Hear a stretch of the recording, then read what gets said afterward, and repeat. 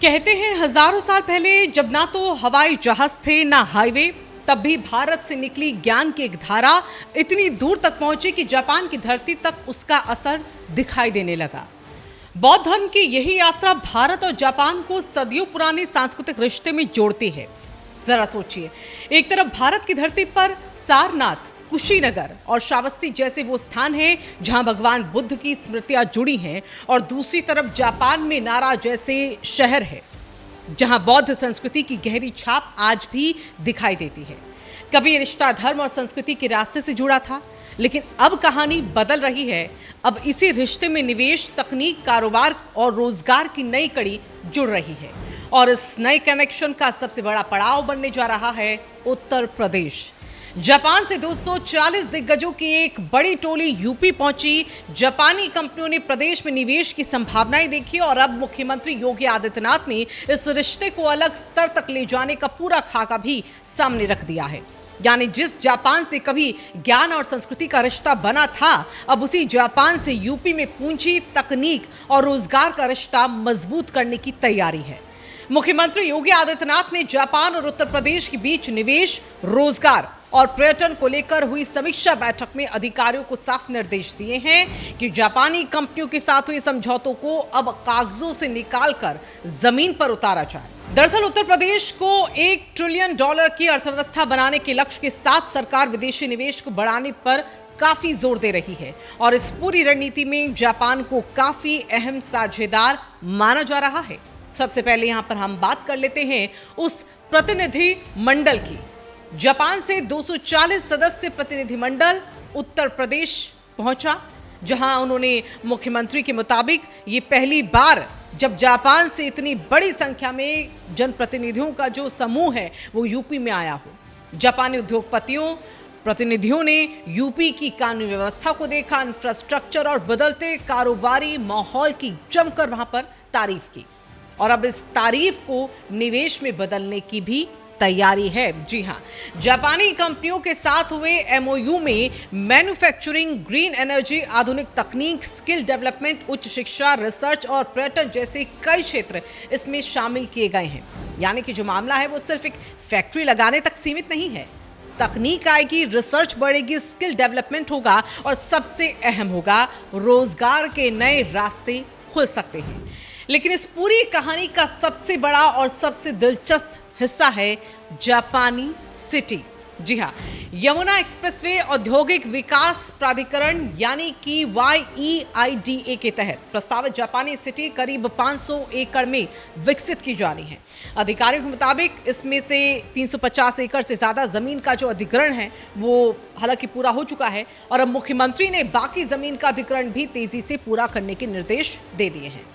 मकसद है कि जापानी कंपनियों को यहां के प्लग एंड प्ले इंफ्रास्ट्रक्चर के साथ तैयार जमीन को उपलब्ध कराई जा सके। यानी कंपनी आए, जगह देखे और काम शुरू करने में अनावश्यक देरी भी न हो। इसे आप ऐसे समझिए कि आज जिस जगह पर जमीन तैयार की जा रही है, कल उसी इलाके में जापानी जो कंपनियां हैं उनकी फैक्ट्रियां लगेंगी, टेक्नोलॉजी सेंटर बनेंगे और कारोबारी गतिविधियां दिखाई दे सकती हैं। और अगर ये योजना अपने लक्ष्य के मुताबिक आगे बढ़ती है तो यूपी के औद्योगिक नक्शे पर जापानी सिटी एक खास पहचान को भी बना सकती है। लेकिन सरकार की योजना सिर्फ जापानी कंपनियों को यूपी लाने तक की वजह नहीं है। यूपी के युवाओं को भी जापान से जोड़ने की तैयारी चल रही है। मुख्यमंत्री ने अधिकारियों को निर्देश दिया कि प्रदेश के युवाओं के लिए जापानी भाषा की विशेष ट्रेनिंग और एडवांस स्किल डेवलपमेंट कार्यक्रम को तेजी से शुरू किया जाए। यामानाशी प्रांत समेत जापान में रोजगार की संभावनाओं को देखते हुए युवाओं को जापानी कंपनियों की जरूरत के हिसाब से यहां पर तैयार किया जाएगा, और मतलब साफ है कि जापानी कंपनियां यूपी आएंगी और यूपी के युवा जापान जाएंगे, और यही इस पूरी साझेदारी का एक सबसे बड़ा रोजगार वाला एंगल है। वहीं इसके साथ ही इन्वेस्ट यूपी में एक समर्पित यामानाशी जापान डेस्क स्थापित करने के निर्देश दिए गए हैं। ये डेस्क जापानी निवेशकों के लिए सिंगल विंडो की तरह काम करेगा। निवेशकों की समस्याएं क्या होंगी, इसमें कौन सी प्रक्रियाएं कहां पर अटकी हुई हैं, किस विभाग से उन्हें अनुमति लेनी है, और इन तमाम मामलों को तेजी से सुलझाने की कोशिश भी इसके तहत की जाएगी। और ख़ास बात ये कि इसकी प्रगति की हर महीने, हर 3 महीने में उच्च स्तर पर समीक्षा होगी। यानी जापानी निवेश के मामले में सरकार सिर्फ एमओयू साइन करके बैठने के मूड में नहीं दिख रही। अब जरा वापस उस पुराने रिश्ते पर लौटते हैं जिसे हमने कहानी शुरू की थी। भारत और जापान का सांस्कृतिक रिश्ता बौद्ध परंपरा के रास्ते सदियों पुराने हैं और अब इसे रिश्ते को पर्यटन के रास्ते भी मजबूत करने की तैयारी है। मुख्यमंत्री ने जापान के नारा और भारत के सारनाथ के बीच सांस्कृतिक सेतु मजबूत करने की बात कही। साथ ही जापानी पर्यटकों के लिए एक सुगम बौद्ध सर्किट रूट तैयार करने की योजना है और इसमें सारनाथ, कुशीनगर, श्रावस्ती, कपिलवस्तु जैसे महत्वपूर्ण बौद्ध स्थलों को एक साथ जोड़ा जा सकता है। यानी कि जापान से आने वाले पर्यटक सिर्फ एक शहर तक सीमित न रहें, बल्कि यूपी की बौद्ध विरासत को एक पूरे सर्किट रूप में वो देख सके।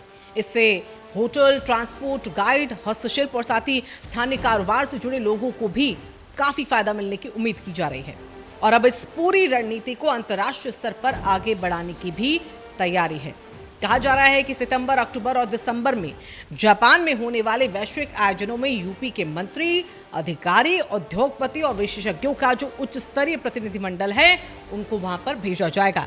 यानी लखनऊ से लेकर टोक्यो तक और नोएडा से लेकर यामानाशी तक एक नए आर्थिक और सांस्कृतिक कनेक्शन को मजबूत करने की महत्वपूर्ण कोशिश यहां पर होगी। कभी भारत से जापान तक बुद्ध का संदेश पहुंचा था, अब यूपी से जापान तक निवेश और रोजगार का संदेश पहुंचाने की तैयारी है।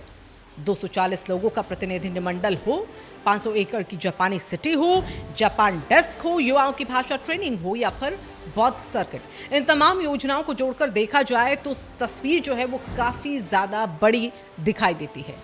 हालांकि असली कहानी तब बनेगी जब एमओयू वास्तव में निवेश में बदलेंगे, जमीन पर उद्योग हमें दिखाई देंगे और युवाओं को रोजगार के नए मौके, नए अवसर मिल पाएंगे।